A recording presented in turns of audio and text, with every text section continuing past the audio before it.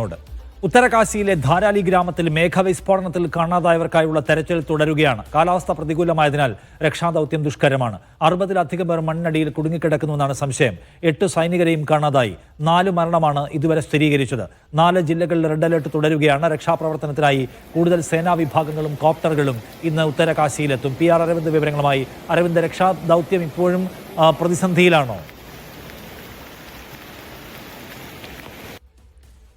അനിശ്ചിത വലിയ പ്രതിസന്ധിയിൽ കൂടി തന്നെയാണ് രക്ഷാദൌത്യം മുന്നോട്ട് പോകുന്നത്. കാരണം പ്രതികൂലമായ കാലാവസ്ഥ ഇത് ഗുരുതരമായി രക്ഷാപ്രവർത്തനത്തെ ബാധിക്കുന്നുണ്ട്. ഇടവിട്ട മഴ ഈ ദരാലി ഗ്രാമത്തിലും അതുപോലെ തന്നെ ഉത്തരാഖണ്ഡിലെ വിവിധ ഇടങ്ങളിലും തുടരുകയാണ്. അതുകൂടാതെ തന്നെ ഈ ദരാലി ഗ്രാമത്തിലേക്ക് എത്തുന്ന റോഡുകൾ പലതും തകർന്ന അവസ്ഥയിലാണ്. അതുകൊണ്ട് തന്നെ കൂടുതൽ രക്ഷാപ്രവർത്തന ദൌത്യ സംഘങ്ങളെ ഇങ്ങോട്ട് എത്തിക്കുന്നതിൽ വലിയ രീതിയിലുള്ള ബുദ്ധിമുട്ടുകൾ നേരിടുന്നുണ്ട്. ഹെലികോപ്റ്ററുകൾ അടക്കം സജ്ജമാണെങ്കിലും പ്രതികൂല കാലാവസ്ഥയായതിനാൽ ഹെലികോപ്റ്ററുകൾക്ക് ഈ മേഖലയിലേക്ക് എത്തുവാൻ സാധിക്കുന്നില്ല. അതുപോലെ തന്നെ മൊബൈലും അതുപോലെ തന്നെ ഇന്റർനെറ്റ് സേവനങ്ങളൊന്നും ഈ ദരാലി ഗ്രാമത്തിൽ ലഭ്യമല്ല. വലിയ രീതിയിലുള്ള പ്രതിസന്ധി തന്നെയാണ് ഇപ്പോൾ ഉള്ളത്. എന്തായാലും രക്ഷാപ്രവർത്തനത്തിലുള്ളവർക്ക് ഇപ്പോൾ സാറ്റലൈറ്റ് ഫോണുകൾ അടക്കം നൽകിയെന്നതാണ് നമുക്ക് മനസ്സിലാകുന്നത്. ഇതുകൂടാതെ തന്നെ ഉത്തരാഖണ്ഡ് മുഖ്യമന്ത്രി പുഷ്കർ സിംഗ് ധാമി ഇപ്പോൾ ഒരു വ്യോമ നിരീക്ഷണം നടത്തിയിട്ടുണ്ട്. അദ്ദേഹം ദരാലിയിലേക്ക് എത്തി എന്നതാണ് ലഭിക്കുന്ന വിവരം. കൃത്യമായ നിരീക്ഷണവും അദ്ദേഹത്തിന്റെ മേൽനോട്ടത്തിൽ തന്നെയാണ് രക്ഷാപ്രവർത്തനം മുന്നോട്ട് പോകുന്നത്. ഇന്നലെ ഉച്ചയ്ക്ക് 1:45 കൂടിയാണ് ദരാലി ഗ്രാമത്തിൽ ഒരു മേഘവിസ്ഫോടനം ഉണ്ടാവുകയും അത് വലിയൊരു മിന്നൽ പ്രളയമായി മാറി ആ ഗ്രാമത്തെ മുഴുവൻ വിഴുകുന്ന ഒരു സാഹചര്യം ഉണ്ടായത്. എന്തായാലും ഇതിന് പിന്നാലെ ആദ്യം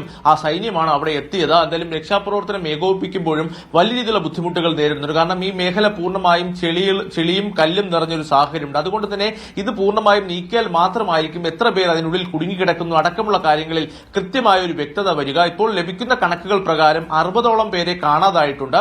അതേസമയം 130ഓളം പേരെ സുരക്ഷിത ഇടങ്ങളിലേക്ക് മാറ്റുവാൻ സർക്കാരിന് സാധിച്ചതും ആശ്വാസകരമായ വാർത്തയാണ്. 4 മരണം മാത്രമാണ് ഇതുവരെ ഔദ്യോഗികമായി സ്ഥിരീകരിച്ചിട്ടുള്ളത്. എന്തായാലും ഈ കണക്കുകൾ സംബന്ധിച്ച് ഇപ്പോഴും ഒരു വ്യക്തത വന്നിട്ട് ഔദ്യോഗികമായി എത്ര പേരുണ്ടായിരുന്നു എന്നതിൽ ഇപ്പോഴും ആശങ്കകൾ തുടരുകയാണ്. കാരണം വിനോദസഞ്ചാര മേഖലയാണ്, വിനോദസഞ്ചാരികൾ എത്തിയേക്കാം, അതുപോലെ തന്നെ പ്രദേശവാസികളുണ്ട്. കാരണം ബഹുനില കെട്ടിടങ്ങൾ അടക്കമാണ് ഈ മിന്നൽ പ്രളയത്തിൽ തകർന്നു പോയത്. അതുകൊണ്ട് തന്നെ പരിശോധനയും തിരച്ചിലും ദിവസങ്ങളോളം തുടരേണ്ട സാഹചര്യം തന്നെ നിലനിൽക്കുന്നു. നിലവിൽ ITBP അതുപോലെ തന്നെ NDRF, SDRF അതുപോലെ തന്നെ സൈന്യത്തിന്റെ അടക്കം സംഘങ്ങൾ അവിടെയുണ്ട്. പക്ഷേ കൂടുതൽ സംഘങ്ങളെ അങ്ങോട്ട് എത്തിക്കാനുള്ള നടപടിക്രമങ്ങൾ ആരംഭിച്ചപ്പോഴും ആ റോഡുകൾ പൂർണ്ണമായും തകർന്ന ഒരു അവസ്ഥയിലാണ്. ഹെലികോപ്റ്ററുകൾക്ക് ഇപ്പോൾ അങ്ങോട്ട് എത്താൻ പറ്റാത്തൊരു സാഹചര്യം നിലനിൽക്കുന്നു. എന്തായാലും ഈ പ്രതികൂല കാലാവസ്ഥ മാറിക്കഴിഞ്ഞാൽ എത്രയും പെട്ടെന്ന് തന്നെ ഇവരെ അവിടെ എത്തിച്ച് രക്ഷാപ്രവർത്തനം കൂടുതൽ ശക്തമാക്കാൻ തന്നെ തീരുമാനിച്ചിട്ടുണ്ട്. പ്രധാനമന്ത്രി അല്പസമയം മുമ്പ് ഉത്തരാഖണ്ഡ് മുഖ്യമന്ത്രിയുമായി സംസാരിച്ചിരുന്നു.